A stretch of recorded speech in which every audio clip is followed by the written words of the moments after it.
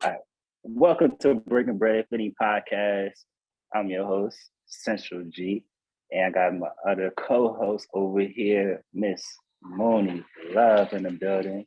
And we are welcome. We are here inspired by a special, unique, talented figure in the world and also making his way across the nation, Mr. John with Level Water. Congratulations.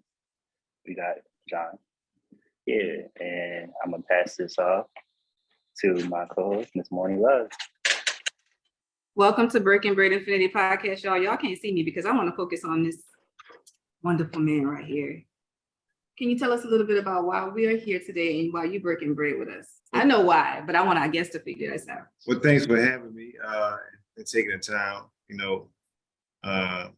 Myself having we're inside of a business that's mine, and then we're also talking about a business that's mine. So, Level Water, which is an ultra purified water, and it's definitely making its way across the country.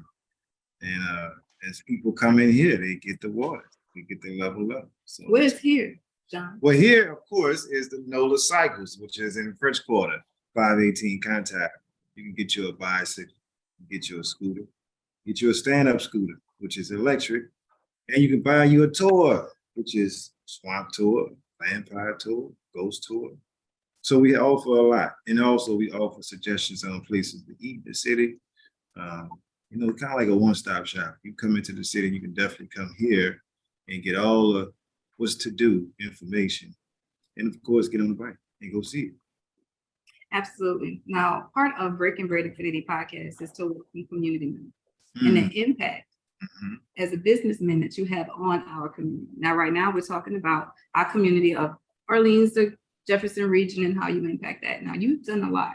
Tell us how you became a businessman, how that led into what your grandfather does as a nonprofit, and how all of that encompasses our community. Can you do that for us? Yeah, so it's just starting off like for me, my dad was an entrepreneur, my grandfather was an entrepreneur, and even my mom entrepreneurship was there. So for me, it was just kind of like in there's no doubt that I was going to do something in my own right in entrepreneurship, just by seeing those people growing up doing different stuff. And we all walk different walks of life. Everybody has done a lot of different stuff. And so as you grow, you kind of like go in the directions of things that really you're passionate about or you really like. And you figure out how to make that a livable business, something that you can sustain your lifestyle off of. So for me, the bike shop was something that came in the path from just having a mutual friend that told me about it. And after assessing it and seeing how it would be beneficial, not just to me, but my community, that's what made me take the steps and execute on it. Because it was like, okay, you can do a lot of stuff, a lot of ideas you're going to get. Opportunities come to us daily, right? And when you have an idea and an opportunity, you move on it based on certain things. And for me, I'm a 2 out of 3 person. So for me, it was the vibe. I knew it was an idea that was inspiring, and it was challenging. So I was like, okay, I can definitely shoot my shot at this. The community base here is just as simple as bars we have that represent every time a bike is sold, there's a card.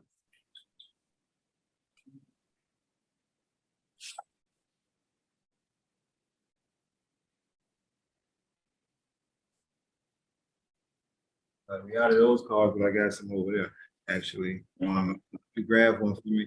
It's right under the counter. Every time a bike is sold, small ones, the big box to the right, to your left. Yep. Every time a bike is sold, nonprofit benefits from it. Got it? Not the small one, the big one. It's open. That's the one to the next box over. Yep. It's turned sideways, but yep. That's it. It's about to all come out. There we go. Just need one of them. So on this card, when every time people see it, they also get exposed to the nonprofit that helps our community. So on the bottom of this card, you see here it says supports Masada Inc. So it's not just something I talk about, but it's something that actually happens. And what this nonprofit does is social services and community development. So social services side, which my grandfather started in '83, and you kind of like threw the ball. It's kind of like your legacy and your your what do we call that? We would call that like the founding generation that starts something. So they toss it to you. The monarch. The monarch. Monarch. He started this with the Yeah. intention of, I don't know if it was going to be passed directly to me, but maybe my mother, which decided, I was going to be the president. Hello. And she's the vice president. Inspiration. She's like, you be the president. Sounds familiar. Yeah, so it's like, Great. she was like, okay, you do that. And then for me, it was like, I never did nonprofit, so I had to understand everything about a nonprofit. So in order to do that, I got a consultant. I did my homework, and my thing is research, study, execute, reward. So I need you to repeat that. you got to research what you want. You got to study that, to become a master of it, and then you can execute on it, and then you get the rewards of all that labor. Excellent. Now the time frame of doing it. How much time did it take to do it though? So making the decision to accept that position, and then to getting a person, because that was divine. That person came into my life, and so from that time period of understanding nonprofit and studying it, and getting a consultant, and then being able to articulate to the consultant my ideas, so he can format it into reinstating the nonprofit and the active status, because it was dormant. My grandfather was sick. We got it back into an active status. And saying, okay, these are the things we're going to do now on top of what was already being done. So where does it stand now, and how can our community be supportive of that endeavor? Social services, give us some nuggets of what, not only supporting you as a Black entrepreneur in the New Orleans area. How many companies do you now? Yeah, it's not even about the companies, it's about the efforts. I think it's like the company part is the business side of it, right? Yeah. It's like you got to be able to sustain the things that you're doing. So for me, the printing is just a service now that I have, but I don't solicit it as much because I've been doing it for a long time. And then we have our water, and we have the bike shop, and we do a little transport here and there. But with all those things, it really just still me boiling down to how we get these programs going.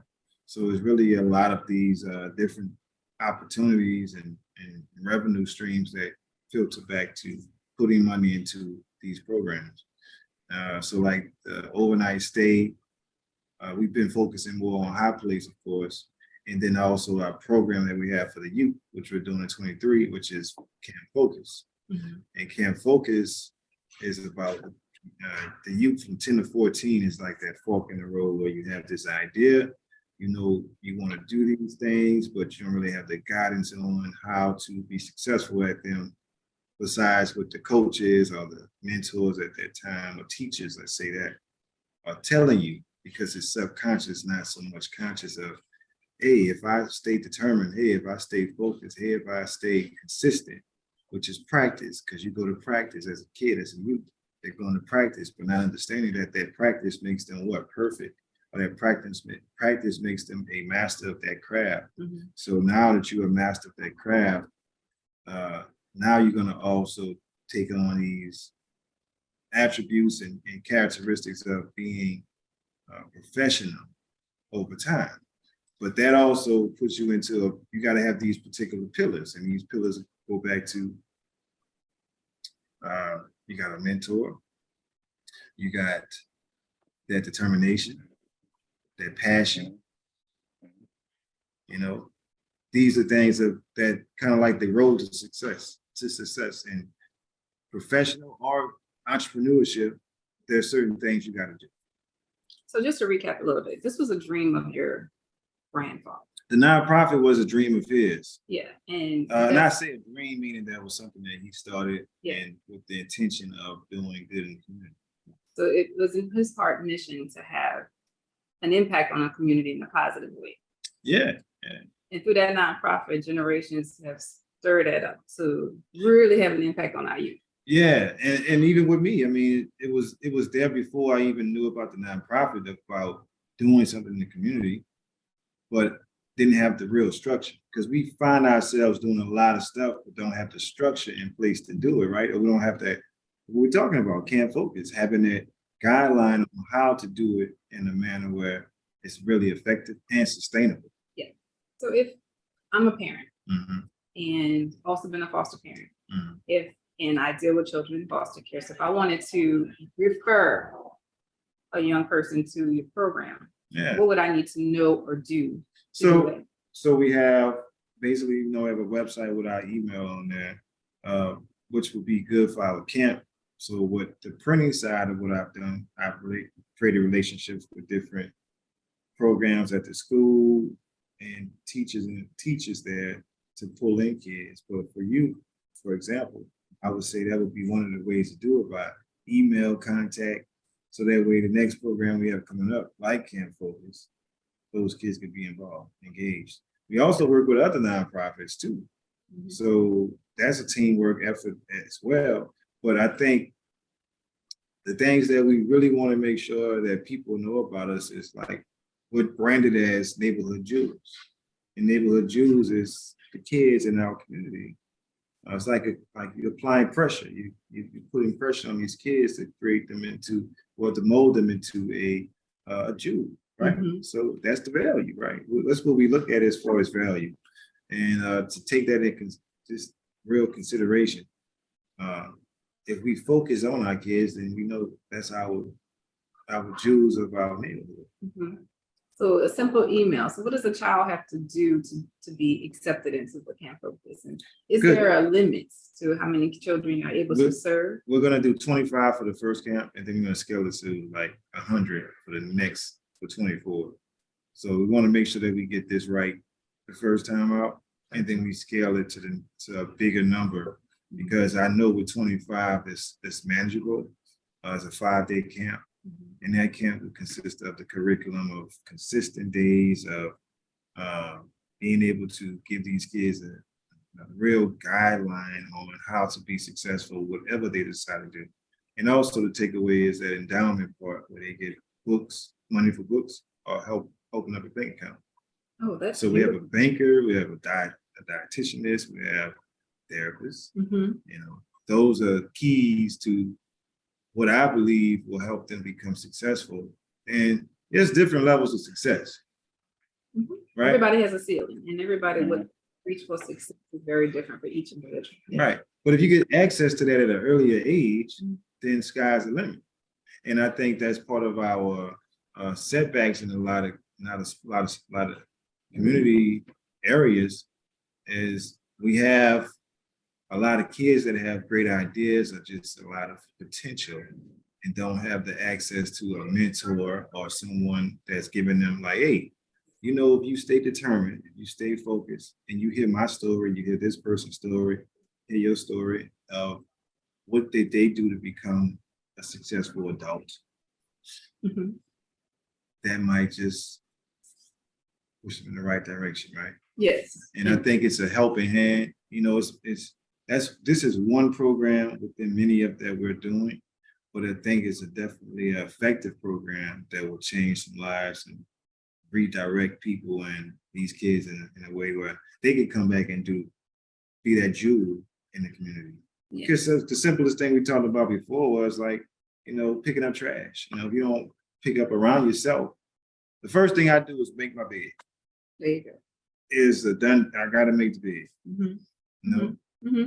I'm not walking out the house if I don't have on an iron shirt. These are simple things and they're really minute, but they're important. Did you feel like, I'm sorry to interrupt you, but did you feel like that was taught to you, or just something that, you saw along the lines and you decided, this is how I want to operate through life. Because what I'm Yes. finding in a lot of these children and a lot of our families, that these things are missing. Little tiny things that can trigger on later, because I was taught the same because my father was in the military. Mhm. So the first thing we did, you had to make your bed, say your prayer, of course. Yeah. But Thank you. we had to make the bed every morning before we left the house. And we had to make sure certain things were done in a routine as far as respect for ourselves, respect for our surroundings. Right. And then, and how that ventures out towards the community, respect for others, so to speak. Mhm. Yeah, definitely. It was reiterated. It was pounded, cleaning the room. We have to make sure, like even my child, it's like, these are things that you have to reiterate. They see you do stuff. So of course they're going to take on those habits. So the simplest thing of not only are they seeing it, but I'm speaking something that I'm doing. So when you walk in, you're either going to expect my room to be clean and you're going to start doing it, or you're going to see my room clean and you're going to get told to clean your room. Mm-hmm. So now it becomes something you take on as an adult as you go on. And, something simple like that starts the day off where it's like checking off boxes for a complete day. Like the simplest thing, like we just know we're not going to leave our house without brushing our teeth. We shouldn't have. Most of society, that is a norm, but unfortunately, we have those few. Yeah, so it's like the smallest things you checking off, and then like the success of your day is based on maybe not all the money you made, but really all the things you did in that day that gave you a sense of completion. Yeah, Gene tells me, what were your wins for today? You think that's important? He says, how many things did you win on? And stop concentrating on the things that you may have failed at or lessons that have been there, but what were the wins? Good. Yeah, that's a good way to definitely calculate. That's a mindset trait. That's a mindset trait. It's something easy to comprehend for everybody. I mean, it's so many things you can put into accountability for your wins. Your wins of did you make it to all your places of appointments on time? For me, I could use that myself because I had like 4 stops before we got here. So the first one was on time. I had a 45-minute window, and I made something else happen that I need to make happen, and I still made it. It might have been 2-3 minutes before that time, but I made it. And so even if I was 2 minutes late or 5 minutes late, was I successful? Did I still accomplish the goal? So this is a good one. I had a 10 o'clock appointment. Get to the 10 o'clock appointment at 10:01. And I had to wait 40 minutes because the unexpected thing happened. That person had a corporate walkthrough. So I could have left or I could have waited. And I had a time frame on how long I was gonna wait, but I waited to that time and we closed the deal. Awesome. So it worked. It was a success. Now, if I wouldn't have waited and been patient as well, that wouldn't work that way. Now I want to piggyback a little bit on something you mentioned about everything that you do. The nonprofit, your LLCs that are for profit. How, as a businessman, are you managing? And this is a teachable moment for all of our young people and anybody who's listening. How do you juggle and manage your family, being a father, running your LLCs, running a nonprofit, and how do you delegate what is needed to keep that inertia going in a positive way? Definitely a touch on. Yeah. On sustainability that we talk about, because we want to have a sustainable future. So we definitely want points and suggestions on how to keep a sustainable nonprofit, but also how you keep the kids sustainable with what they do, so you can see the lessons you're doing and eventually implement that in their future. So definitely how you keep the sustainability of juggling everything, but also funding the nonprofit from your LLCs as well. Well, like portions go into the nonprofit, but we also do fundraisers within the nonprofit to make that clear. So like we have one coming up this month at the end of the month it piggybacks off of a major event, which is Bayou Classic. And we do a marketplace, which I started doing that as a for-profit and said, you know what, I'm gonna give this to the nonprofit to create funding. Okay. And to go back to the question, also, it's a daily struggle and challenge because I think the thing that popped in my head right away was discipline. You know, like now is a time where I've done decisions that were in favor of business and then a decision that were in favor of family. So the prioritizing that is based on how severe these things that need to happen. Like, I know I got to make money for the company, so I got to sacrifice the time for the family. And then there's time where, you just can't make that decision because we're talking about things that just don't come back. For example, our wife's birthday, our daughter's first cheerleader event. You got to sacrifice those times. So I think that's really based on discretion of what the event is or moment that you just can't miss. Sometimes I get FaceTime with the moment. So it boils down to that. Now with the nonprofit, and all of them in collective, they all are full-time jobs. So it's definitely helping hand across the board. And then getting people that can help you and assist you to get these things done. So like here, we're continuing to hire so we can have great people in place. So this could be sustained. Being one of not the only Black business in the French Quarter, but one of the, I would say, early ones in the last 5 years to still be here is an accomplishment in itself. And not just be here and we're struggling, but we're here and we're not like the lights about to go off. But even with that, you still got to have good people to sustain the business. And for me, to sustain this business means that if I'm here, then there's something else that's not happening. But then that means that I have to be able to multitask to make sure other things still happen in an adequate amount of time or in a time frame. So an example could be, well, on a Saturday, where this place is busting, and then we got a level water event, or there's some kind of, it's so many different things I could be doing. So most of my days are definitely like, you need to be in 2 places at one time. Well, I find that a lot of our sustainable corporations and generational wealth is built with family help. They have, like you said, your wife and children and aunts, uncles, whoever, cousins. Yeah. A lot of family assistance, sometimes volunteerism, if you will. So you find that too with your family? Yeah, I mean, generational, your grandfather and mom. Yeah. My sister. I think that it's moments where you have to call in these people and let them know, because they don't always know when you need the help. But if they're consistently helping you, then they're kind of like in the loop of what's going on a daily basis. If not, then they're kind of like the part-time plug and play people. So it's like the ones you can count on, you call on those, and continue to find people that they might not be family, but they are definitely invested into what your idea of. I call and I use this in our meetings is we want to hoist the trophy. We want to hold up the trophy. So, and in doing that, it's like eating a bite of the apple every day, or biting off a piece of the elephant. It's like you can't eat a whole horse in one day, but over time you can definitely eat the whole horse. So I think that every day we have to, like we talked about in the beginning, put one step in front of the other, and then eventually you'll make it to the finish line. But it's a struggle. I mean, it's definitely a struggle. Like you talked about valleys, there's points where you get discouraged a little bit. And I hate to use the word discouraged, but complacent.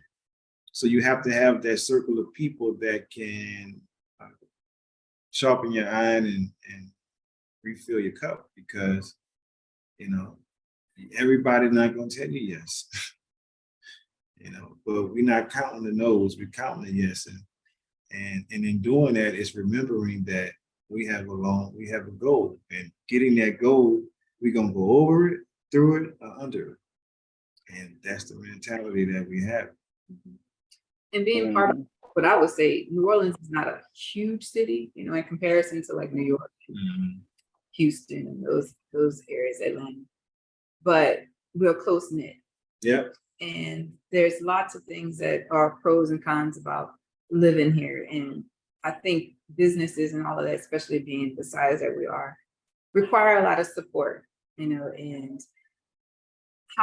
in how many ways can either other businesses, other community members help sustain or support what you do as an LLC, you know, other than buying a level of water. You see that? Sorry, let me turn it around. And people do it subconsciously. They don't even know that. Yeah. Most of the time, okay, I'm gonna not buy this level of water, I'm supporting this nonprofit. But it's almost not a problem. Yeah. And then not only that, they would want to give or pour into the nonprofit. Who would you encourage to do that? I would, anybody. I mean, like there's efforts that we support, like the cleanup that's going on with organization EBS culture. Now, what is EBS? Well, I can't give you the exact name breakdown. Gotcha. We're gonna look that up and get back to it. We're gonna put that in the book. Good guy Gary is leading the spearheading that program, and they've been cleaning up different areas of the city. Like the one in New Orleans Yeah. just happened? Yeah, I heard about that. So his name is Gary. He's another one to talk to. And it is another genuine situation where he just came into an idea and, you know, we connected. So situations like that, along with, you know, people they see you doing stuff, they're gonna engage in what you're doing and figure out how to continue the effort. It's kind of like you go forward with anything and your movement, and people start gravitating to your movement. Yeah. But they can't do it if you ain't doing it. So you gotta be in motion. So I think that's probably the most common and organic way of seeing it, because you can solicit. It's big to say, and Gina says this all the time, there's a unity in the community, and we have to be active in that. It's not something that you can just say. You actually have to do. It's an action word. Yeah, it is. That's what I say. It's an action word that you have to be proactive to do. So if you want to be, say you want your environment to thrive, you can't just take from the culture. You have to put into the culture. So what I say is that everybody who's part of the culture of New Orleans or wherever the city is, how do you contribute to sustainability of that culture? Because the people make up the culture, and the infrastructure help build the culture as well. But just everybody coming outside who enjoys the culture, you have to pour into it as well, so it keeps on growing. That's so it don't fade out. That's so the music could keep playing on the streets. That's so you could keep having businesses thriving, local businesses from the local people who built the city, that made the city attractive. So that's what something I look at. But also on that part, how do you feel on the beauty of like local business partnerships with, I would say, do you think it's important that local business in New Orleans should, or just in general around the city, because the global, should partner with other businesses to help build a community? And would you think that'd be beneficial to help build a culture, build a city?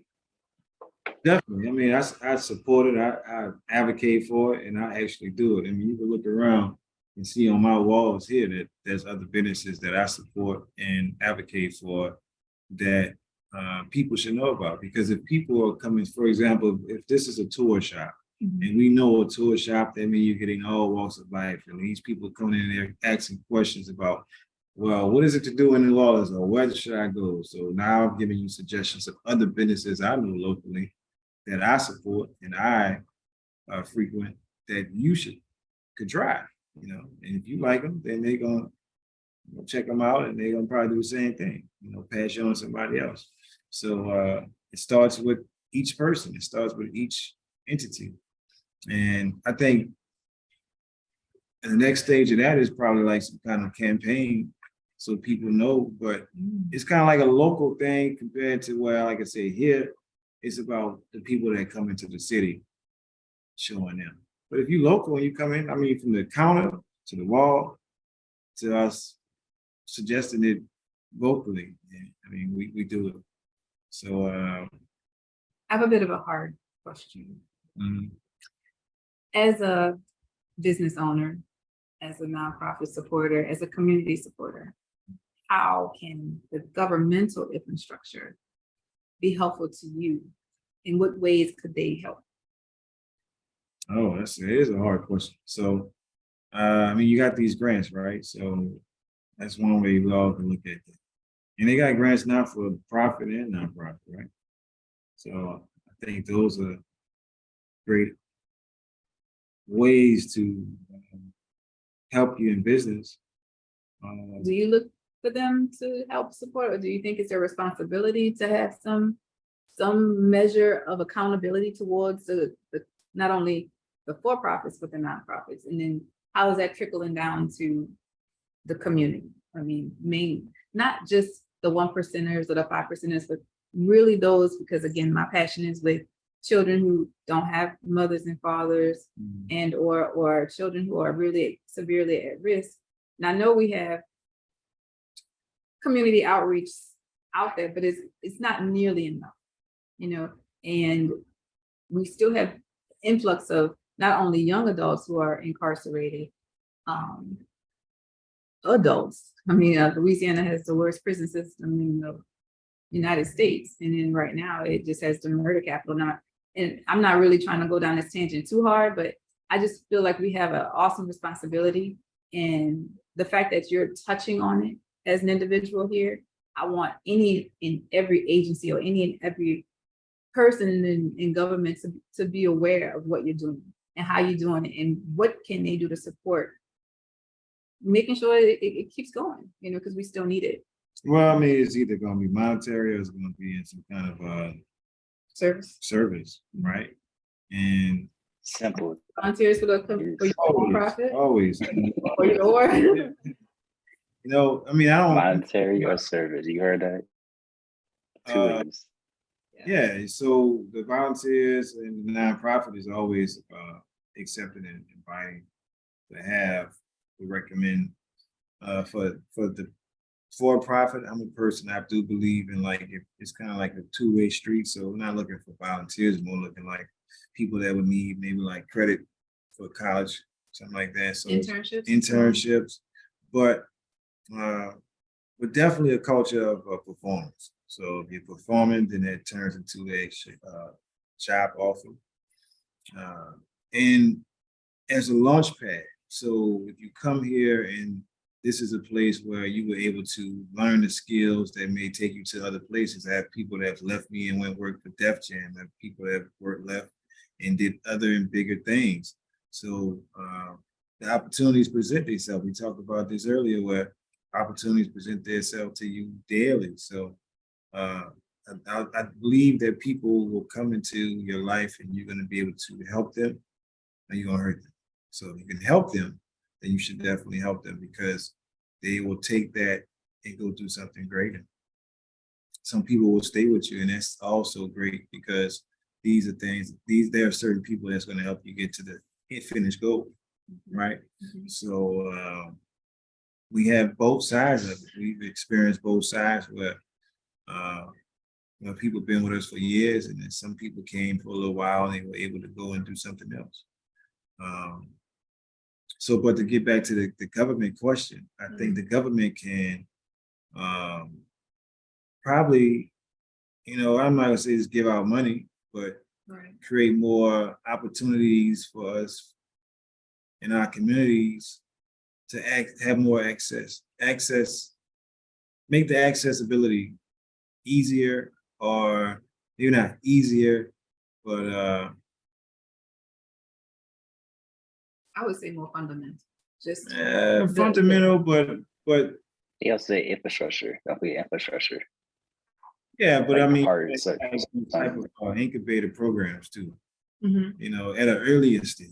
Not, I've been in business 5 years, and I figured some stuff out now. So it's like, I can still use the help, but I would have had it in year one. Yeah. And So I think that would probably be my suggestion, where these incubators are in like high school, college stage, because Ooh, I see that. if it's I not see just, that. if it's not just me being an entrepreneur, the college has prepared me to be able to work for someone, to be a good professional, and like that's what I get from a person that has a college degree, right? I know that you can be trained to do the job. That doesn't mean you can do the job. That means you have the ability to do the job to some degree, right? Now, if you're passionate about it, then that's going to be another leg up. Because there's A people, there's A employees, B, C, and D. And everybody wants an A, but can you afford an A? Everybody wants to be able to have a B, a C and all that. But overall, if you get these programs in place earlier, I think we'll have more, we'll have definitely higher revenue for these small businesses, because you have a better infrastructure and understanding and insight on how to run your business. Okay. Right? Because you can work with other businesses. But that leads me But to that my doesn't next mean- question. Yeah. Who are you willing or wanting or have thought about collabing with to grow anything, be it on the LLC or nonprofit side? Well, that's the thing. I mean, my struggle is also timing. So it's not like I have the leisure time to say I'm going to just work with other companies to help them grow their business. No, not that. As a collaborative effort, some type of collab that not only helps you and that person, but benefits the community. Oh, you talk about if you do bikes with, I'm just like, say you do like bikes with kids, like what's it? I forgot, but they ride bikes every Thursday. Like they do kids ride bikes every Thursday at nighttime. Yeah, it's like they got bikes. And you teach the kids how to ride bikes or something like that, or you teach them. You give them an activity to do after school. That's so they can have fun, and that's why they're not doing nothing they're not supposed to be doing. So it's like that'd be some type of collaboration on the nonprofit side. Yeah, and that would be something that, again, that going back to facilitating this situation where you have somebody here to make sure that you have, because you have enough people. Right. That's what it boils down to. You gotta have people to facilitate that. And so if it's not doing the business hours, which it probably would be, then that's additional staff. So we hadn't got to that point. We have done stuff.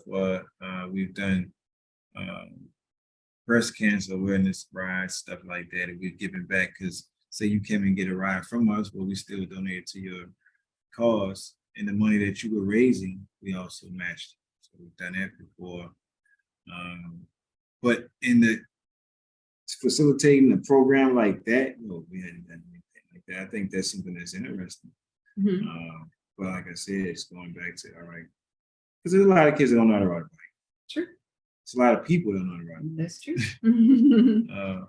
So I think that is something we thought about in the beginning, because even with the seniors getting out, we're going to do something with seniors. Great. Yeah. And I think it's getting back to those ideas. Going to the new year would be a great idea to do something like that. I think also when we talk about community engagement with the bike shop in particular, we've done like gift cards and stuff where different people come and ask us for donations. We just did it with my daughter's school, so it's getting the word out about it, because everybody doesn't become a staycation type of person. Everybody don't do the staycation. But you get a lot of people, we get locals that do ride the bikes. And so getting people to know about it, for one, and then like they actually come do it, because we've given them out and they come use the gift card. Wow. Yeah, so it's weird. It's weird. So overall, I think that's more we could do. But it's also like planning, because we probably touched in this 5 year, we've touched from political stuff to community stuff to like We're supposed to have like a Xavier ride this weekend for their homecoming. What? That's late.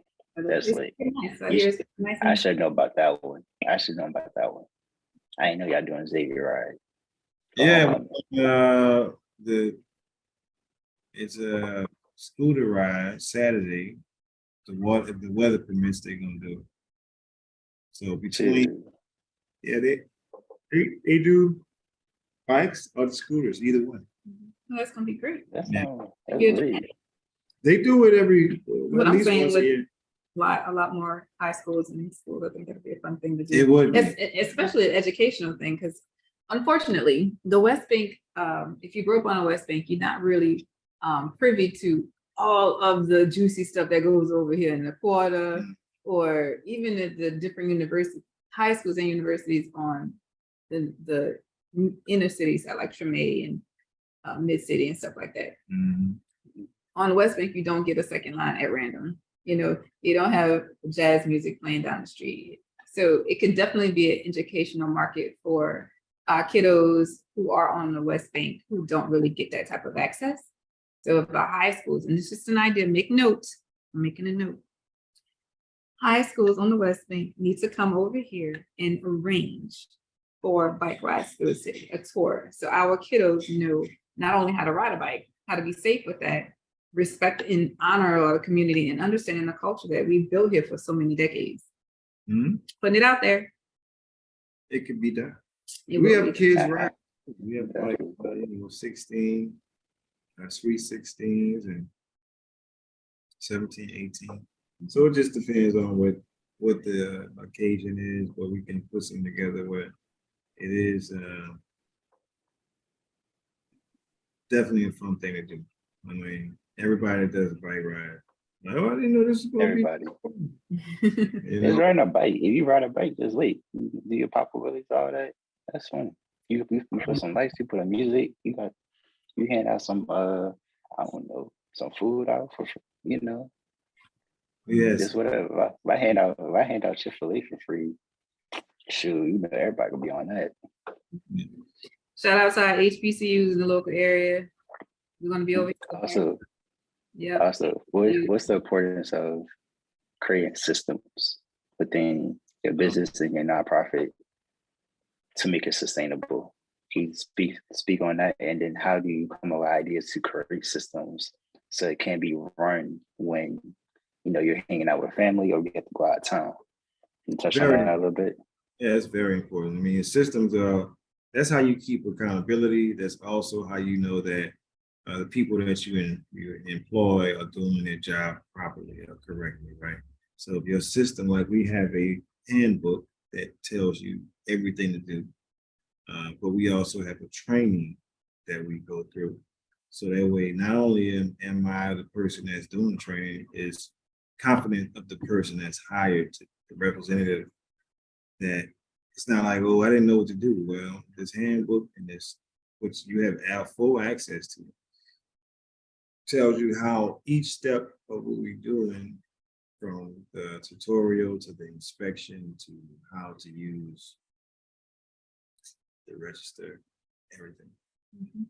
So you have to have those systems in place for it to run like you expect it to run. It's kind of like you inspect what you expect, but if you have no system, then how can you hold anybody accountable? So, and I'll be silly not to mention the YEP program, Youth Empowerment Project on Aretha Castle Haley. I'll be silly not to mention that because they also have bike programs that teaches children how to repair bikes, how to work in a bike store. They have little internships that they work with kids who come from hard areas to help them learn how to be an entrepreneur. I think that it would be of value for them to meet you and to learn how to do this on a grander scale, like reaching that next level, letting them know that not only can you do this, but you can become an owner. That would be great. You know who works over there, right? Yeah. Blake is one half of Get Up and Ride. Blake is the manager there. I did not know that. Yeah, so he's Shout the out to reason Blake. how Get up and ride. they're doing My that. EP program. Yeah, they're See that definitely collab right there? That's beautiful. Put that up. Yeah. Good to see That'd be a nice collab. Money Love, we gotta do that because I think that's a great idea. If we do like a course, not even like a course, but touch on different businesses, like John with Love Water, he just puts in something that he learns at his business that he could teach to kids inside a separate course that could be available access to other kids. So it'd be John with Love Water, be John with Cajun Fire, be Blake, like you said, with youth empowerment. Y'all just have one video, 2 videos y'all could put on YouTube for free or somewhere where they could actually learn skills. I think that'd be pretty powerful. So even for the people who cannot travel, they still have some form of information they could use from people who's in their area. So it look like them, and they see it like, oh, he's from the same area I'm from. So I feel more confident that it is possible to do it in the conditions where I'm at. So we might have to touch on that. Well, now, not only that, like we're doing a camp, a level up campaign with the schools. So that could be something that could be added.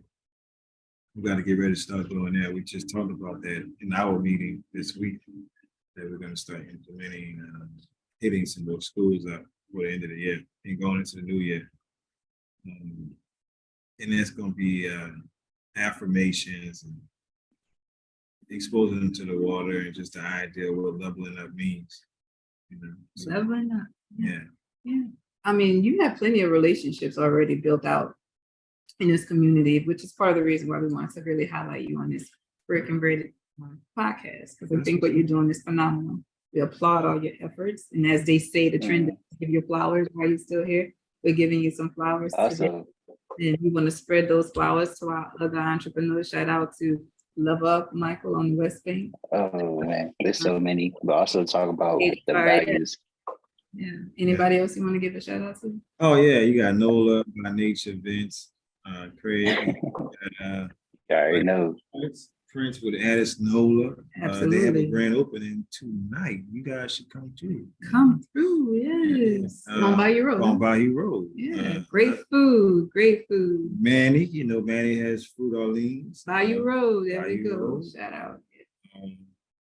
You got a lot of places like Sweet Vegan Soul Food, but you have even some businesses around here. You have now more Black-owned businesses. Mm-hmm. And not only are they just Black-owned or great entrepreneurs, they are giving back, and that is a motif of what we talk about. It's not only about you raising the vibrations of your community, of your corporation, but you're pouring back into other youth, and you're building a tradition that changes the vibrations of our community. And I think that is very important to what we need to do, especially with the height of crime that involves our youth and adults. We need to change the narrative around here. And I think everybody you gave a shout out to, including yourself, that they're making those efforts to do so. So let's continue to work hard and work together to make that dream fulfilled. Definitely. I'm making that happen. It's kind of like the idea that I have to do that is to definitely do something in our community that's so impactful. You can't do it by yourself. So you, like you said, collaborating with other people is right in line of what I'm already thinking about. It's just having the full plan so people can understand it and it's articulated properly so we can be in position to do it. Because unity is not, like you said, those action words, that's an action word too, because unity requires you all to connect and be in unison on the same idea, but not just in thought, but also in action. So it's not like, okay, you got a leader and it's a person, this is the idea, we have everybody's agreements, these are things that's needed, this is what I think you may better do, but maybe you want to do something else. And then we go and do it and we get it done. And that sometimes that's what's required and that's what's needed. It's just making sure that we all in position to do it, because that's a task. It ain't easy. If it was easy, everybody be doing it, but it's not that easy. But it can be done, and I'm hopefully that we can get that accomplished in 2024. Okay, so one more time, let us know about where can people Hold on. do. Before you do that, Madre, before you wrap up, I wanted to say, can you touch on 3 values or 3 principles that you learned in business, or 3 morals that you would take that you apply in majority of your business or all your business to help it succeed? So what type of value or morals that you put inside your business so it could be passed on to your kids and passed on to your businesses and to your employees, that the children of the youth of the community could see, like, that's a strong value, that's strong morals, and those I should be respectful of that, and I should hold those same principles and the same core values as you do. Mm-hmm. So I would say 1 being communication and transparency, and just communicating and catering. I'm not saying catering in a way where you get the customer gets everything they want, but what's in your ability, making sure that you're clear about it, so expectations can be met, right? And we find ourselves wanting to be established in one business so desperately that we will put ourselves out there more than we actually can do. And we have a stigma and impression that working with Black businesses kind of people deter away from it sometimes. So I think it's very important that you set the expectation of what you can and can't do, because when you set that stage, people will have trust that you're going to do what you say you're going to do. So it's like having a word, and the word is very important. So people not only come to me because of a relationship, but the relationship is based off the fact that they know, 1, I'm gonna give them quality, and 2, that I'm gonna be honest with them. And I'm gonna have their best regard and interest whenever I'm doing a service for them. So a lot of my loyal customers, all of my loyal customers, come to me because of that. Doesn't matter if I solicited 1 advertisement or sell to them, that I'm their guy for that particular service because of those reasons. So the next part is having a value. So you build that value into these things, and then having a product or a service that has, like I said, mastering it. So you're a master of your craft, then you are definitely a leader in your category. And being a master is that you studied it, you researched it, and you were able to execute on what it is you're doing. So that's across the board. So breaking that down into dedication, break it down into talking about honesty, talking about your mastery. And then I think the last one I would say is consistency, right? Being consistent with something simple as opening this door every day, and people see it's open, and when they come, they, oh, you close it. They don't know what your hours are, because your hours posted ain't what you really are.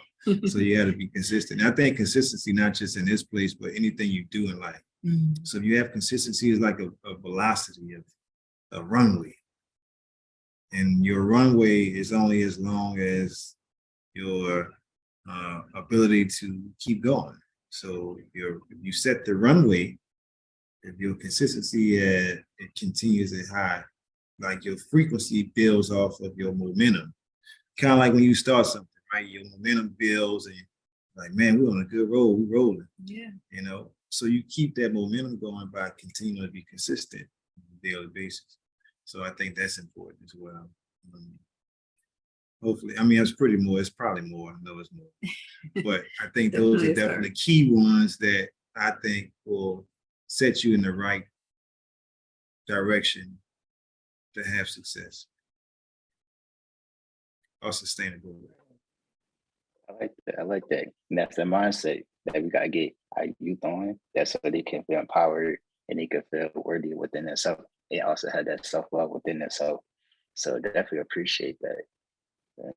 That's powerful and that's impactful information. I hope people take in charge of that and definitely implement that into your lives.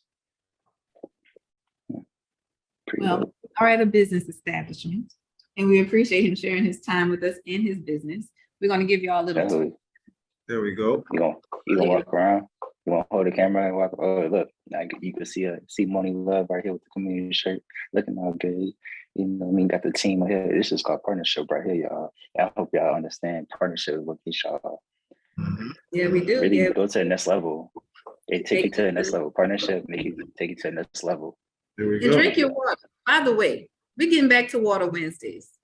Getting back to, I just want to plug that in there. We're getting back to Water Wednesdays. Drink your water. Water Wednesdays, yeah. Mhm. No, so that's key things to feel good. You gotta get proper sleep, gotta drink water, of course, and you want to eat good, right? So holla at my dude, John.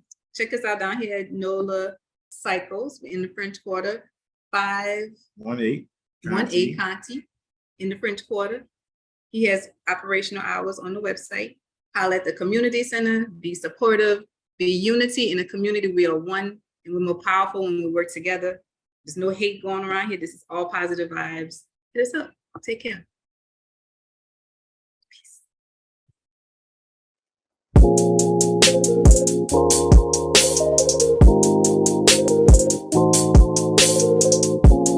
Hey, what you talking about?